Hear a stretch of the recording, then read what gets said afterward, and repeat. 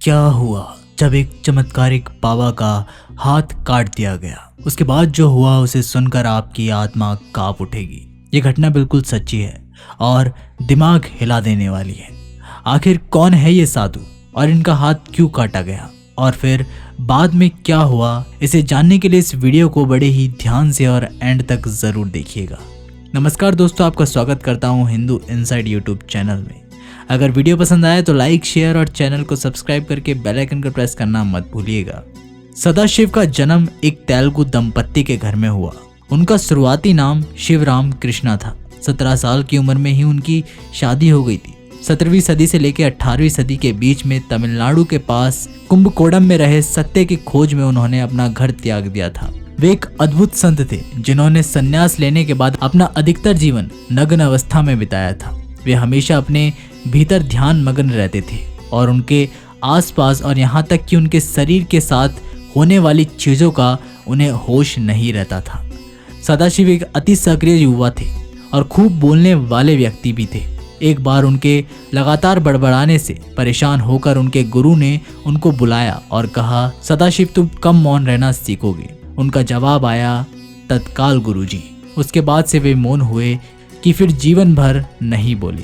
एक बार की बात है, वह गहरे ध्यान में खोए हुए थे तो नदी की धारा उन्हें अपने प्रवाह में बहा ले गई। नदी के पानी के साथ वे रेत के भीतर गड़ गए। 6 महीने बाद जब रेत खोदने वाले ने रेत की खुदाई की तो उसकी कुल्हाड़ी सदाशिव के सिर से जा टकराई। ये बात जब गांव के मुखिया को पता लगी तो तुरंत उन्हें बाहर निकलवाया गया। उनके शरीर पर फलों का रस का लेप किया गया। सदाशिव नींद से जागे तो यूं ही चल पड़े। एक बार की बात है, भूसे के 2 बंडलों के बीच सदाशिव गिर पड़े।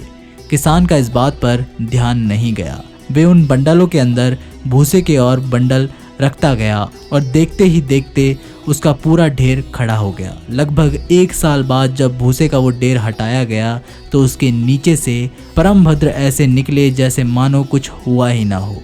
एक बार सदाशिव एक नवाब के बगीचे से होकर गुजर रहे थे। उस बगीचे में नवाब की रानियां बैठी हुई थी। सदाशिव को देखकर रानियां चिल्ला उठी क्योंकि सदाशिव नग्न अवस्था में थे।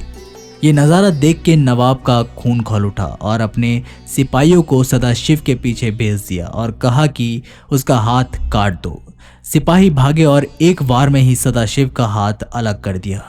लेकिन उसके बाद जो हुआ उसके बाद सभी की आंखें फटी की फटी रह गई क्योंकि हाथ कटने के बाद भी सदाशिव चलते रहे। ऐसा लग रहा था मानो उन्हें कोई फर्क ही ना पड़ा हो कि उनका हाथ पूरा का पूरा अलग हो चुका है। फिर बाद में वो नवाब सदाशिव के चरणों में गिर गया और उनसे माफ़ी मांगी। दोस्तों, ऐसे और भी संत महात्मा प्रबुद्ध हमारी धरती पर हुए हैं जिनके चमत्कार के किस्से सुनकर आम जनमानस के होश उड़ जाते हैं। वे आते हैं और अपनी लीलाएं दिखाकर चले जाते हैं। दोस्तों, ऐसे ही चमत्कारिक संत और महात्मा और साधुओं के बारे में जानने के लिए हमारे चैनल को सब्सक्राइब कर लीजिए। तब तक के लिए अपना ख्याल रखिएगा।